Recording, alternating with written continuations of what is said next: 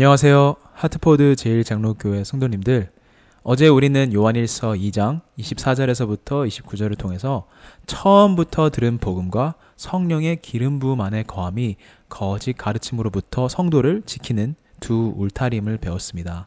오늘은 3장 1절에서부터 3절 말씀을 통해서 요한이 우리에게 보여주는 하늘 아버지의 사랑, 그리고 그 사랑이 준 새로운 정체성을 묵상하려 합니다. 말씀을 읽겠습니다. 보라, 아버지께서 어떠한 사랑을 우리에게 베푸사 하나님의 자녀라 일컬음을 받게 하셨는가.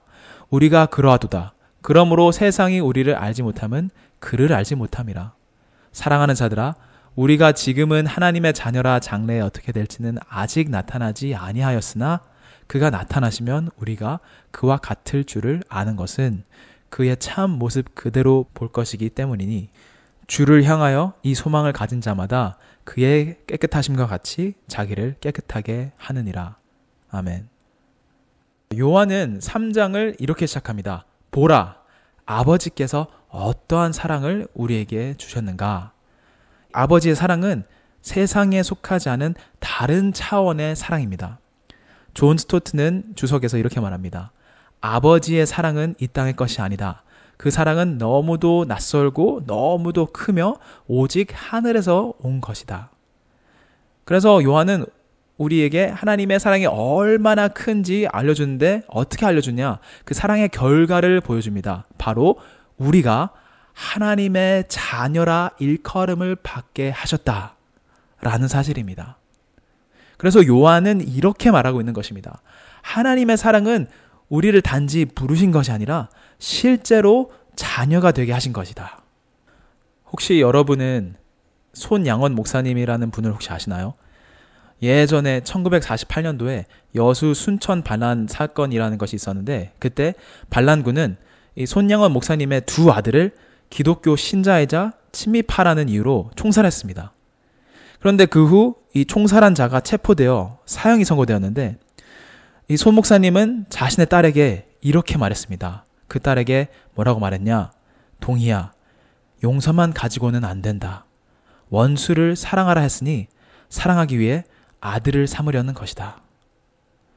그래서 이 손 목사님은 자신의 친아들들을 죽인 살인자를 실제 자신의 양아들로 삼아 복음으로 양육했고, 결국에는 이분을 사역자로 키우게 되셨습니다. 그래서 이 사건은 대한민국 역대사에서 정말 가장 놀라운 용서의 사건 중 하나로 남아있는데, 이것은 그냥 단순히 용서하는 것도 기적이지만 원수를 자녀로 삼는 것은 완전히 다른 차원의 사랑입니다. 그런데 우리의 복음의 진실은 뭐냐? 하나님께서 이런 엄청난 차원의 사랑으로 우리에게 그 사랑을 베푸신 겁니다. 우리는 흔히 하나님께서 우리의 죄를 용서하신 것에서 처음 하나님의 사랑을 느끼고 또 깨닫습니다. 아, 하나님이 나를 이처럼 이 많은 죄들을 용서하시다니.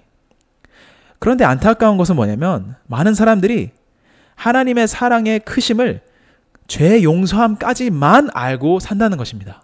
당연히 그것도 큰 사랑이지만 하나님의 사랑은 그것보다 더 큽니다. 하나님의 사랑은 우리의 신분을 용서받은 죄인으로만 남겨두신 게 아니라 완전히 새로운 신분을 우리에게 주셨습니다. 그래서 요한은 오늘 1절에서 말하는 겁니다. 하나님의 사랑이 어떤지 한번 봐라. 그것이 무엇이냐? 하나님의 사랑이 얼마나 크냐? 하나님은 우리를 용서한 것뿐만 아니라 하나님의 원수였던 우리를 그분의 자녀 삼으셨다. 그것이 얼마나 하나님이 우리를 사랑하신지를 보여주는 것입니다. 그래서 지금 여러분들이 여러분을 바라볼 때 자신을 하나님의 사랑받는 자녀로 바라보시기를 바랍니다. 죄인에서부터 하나님의 자녀로 만드셨습니다.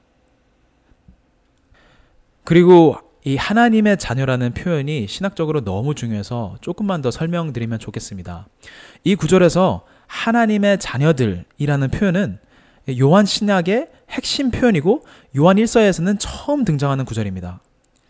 그런데 반면에 바울 서신을 보면 바울은 믿는 자들을 이제 하나님의 아들들, 후이우세우라는 표현을 자주 사용합니다. 하나님의 아들들이라고.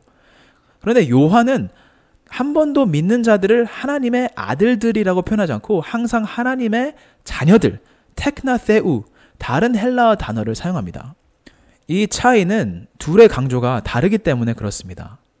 바울은 양자됨이라는 로마 법적 개념으로 우리가 하나님의 가족으로 입양된 신부님을 강조합니다.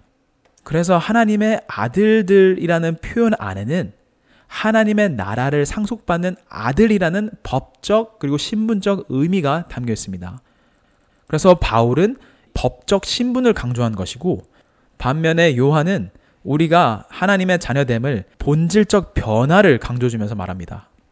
우리가 하나님의 자녀로 영적으로 새롭게 거듭나서 그분의 생명과 본성을 함께 지니게 되었다는 이 영적 사실을 강조합니다. 그래서 단지 그냥 어느 가족에 입양된 것이 아니라 영적으로 하나님 아버지의 자녀로 태어나게 된 것입니다. 그리고 요한은 1절의 다음 문장에서 우리가 그러하도다 라고 합니다. 우리가 자녀된 것이 그냥 단순한 미래의 소망이 아니라 오늘 현재의 실제임을 강조합니다.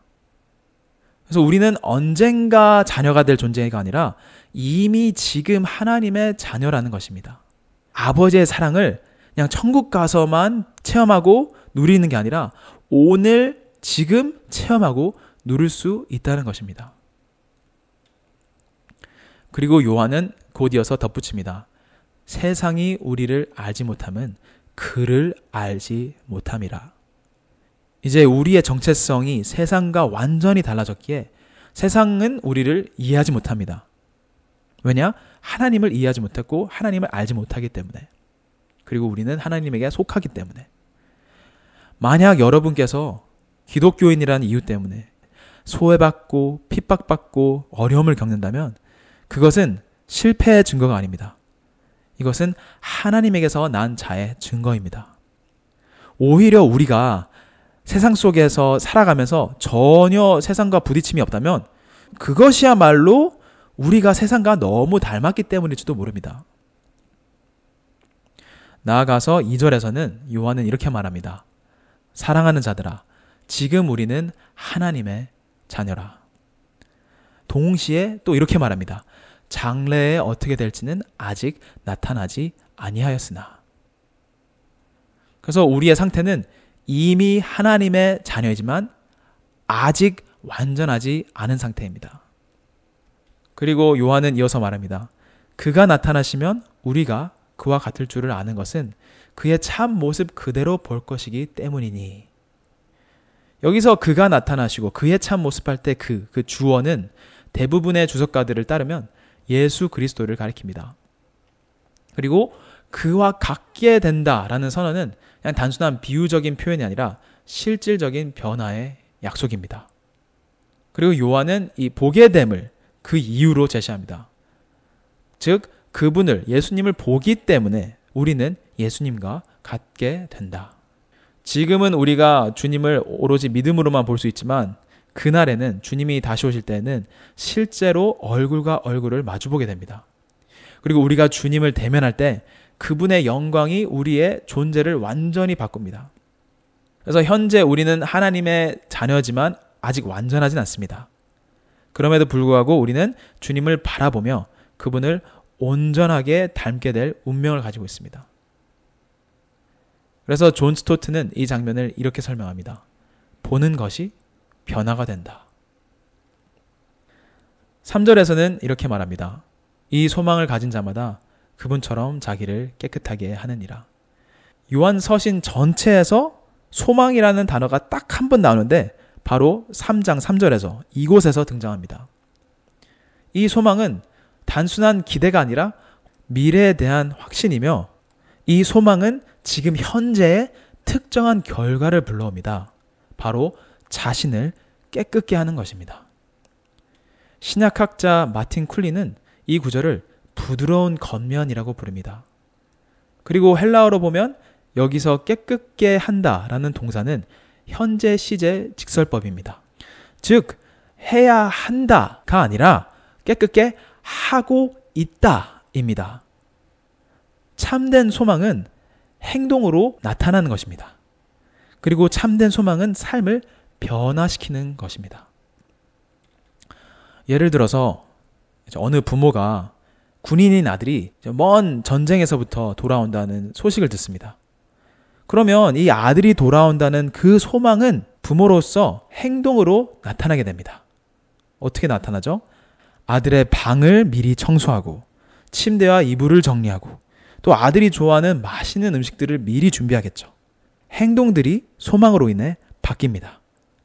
마찬가지로 주님을 만날 소망이 있는 사람들은 그 소망이 오늘의 우리의 행동을 바꾸고 우리의 삶을 바꿉니다.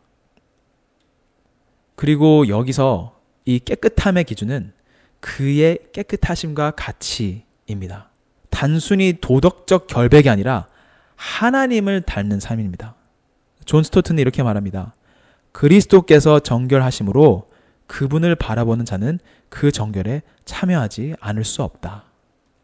우리 주변의 세상의 더러움 속에서도 우리의 시선을 예수님께 고정시킬 때, 우리가 예수님을 바라볼 때 그 소망이 우리를 정결하게 만듭니다. 오늘 말씀을 요약하자면 하나님의 사랑은 단순한 죄의 용서가 아니라 거기서만 끝나는 게 아니라 우리의 신분을 완전히 바꾸는 사랑입니다. 한때는 원수였지만 우리는 이제 하나님의 자녀가 됐습니다. 그리고 우리는 하나님의 자녀가 됐으므로 그분을 닮아가는 여정 속에 있습니다. 주님이 돌아오시면 우리의 변화는 완전케 되며 주님을 온전히 닮을 것입니다. 그래서 우리 삶에, 우리 마음 안에 주님이 돌아오신다는 소망이 진정으로 있다면 그것은 오늘 자신을 정결케 하는 결과를 가져옵니다. 그래서 오늘 하루도 세상이 우리를 몰라봐도 정결과 순종으로 예수님을 닮아가며 살아가는 모든 성도님들이 되시길 축복합니다. 기도하시겠습니다. 주님, 하늘로부터 온 아버지의 사랑을 깊이 깨닫게 하시고 그 사랑 안에서 자녀된 정체성을 잊지 않게 해주세요. 주님을 볼 그날을 소망하며 오늘도 그분처럼 정결하고 순결하게 살아가게 해주시며 예수님의 이름으로 기도합니다. 아멘. 하늘보다 높으신 주 사랑, 바다보다 넓으신 주 사랑, 나를 향한 그거 높으신 사랑, 되고 된 그 모든 것 내게 소문이 거두셨네. 나의 수지 찬양 되었네. 하늘보다 높으신 주 사랑, 바다보다 넓으신 주 사랑, 나를 향한 그거 높으신 사랑, 되고 된 그 모든 것 내게 소문이 거두셨네. 나의 수지 찬양되었네. 영원히 감사드리리 주님의 그 은혜, 나 찾아주신 그 사랑, 오 주님의 전부. 사랑해요, 경배해요, 나 주 위에 살리. 영원토록 지시하신 주 사랑을 전하리. 하늘보다 높으신 주 사랑, 바다보다 넓으신 주 사랑, 나를 향한 그거 높으신 사랑, 되고 된 그 모든 것 내게 소문이 거두셨네. 나의 수치 찬양되었네. 영원히 감사드리리 주님의 그 은혜, 나 찾아주신 그 사랑, 오 주님의 전부. 사랑해요, 경배해요, 나 주 위에 살리. 영원토록 지시하신 주 사랑을 전하리.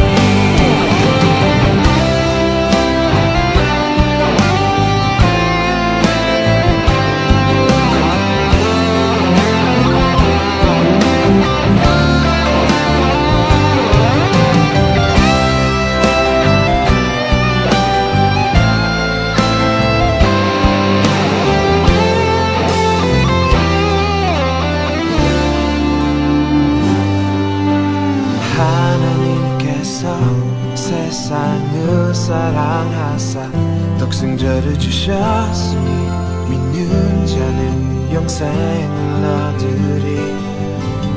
하나님께서 세상을 사랑하사 독생자를 주셨으니 믿는 자는 영생을 얻으리.